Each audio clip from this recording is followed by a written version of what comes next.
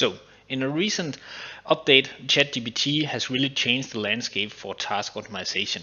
In an update, you have now gotten access to a beta function if you have a paid subscription, where you can get ChatGPT to have and store tasks for you. Let's say that you want to get or have an app now that gives you the latest news every morning. It could also be an app that summarizes what has happened on a weekly basis in the stock market, or that you just want every day to get some new exercises for your gym session.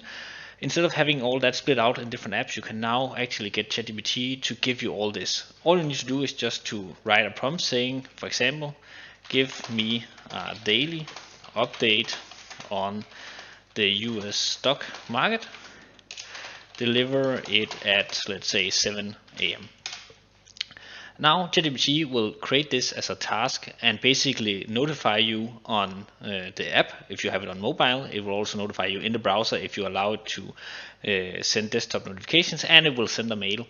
You can see here that it has created this task, so you can actually go in here and then you can say view all tasks, and then you can see all the tasks that you have. I also have another task, send Python news update for Python code. You can also go in here and you can edit that particular task, give it a new name, give it other instructions, change the time and occurrence of it, and basically you can add as many of these as you want.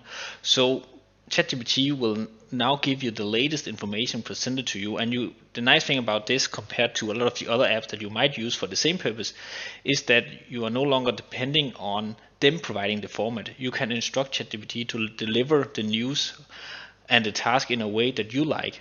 So you can really customize this in a unique way, and it's really nice to see what ChatGPT has done here. Let me know what you think about this new information and this new beta function in the chat below, and then I hope to see you again here on Winslow Academy.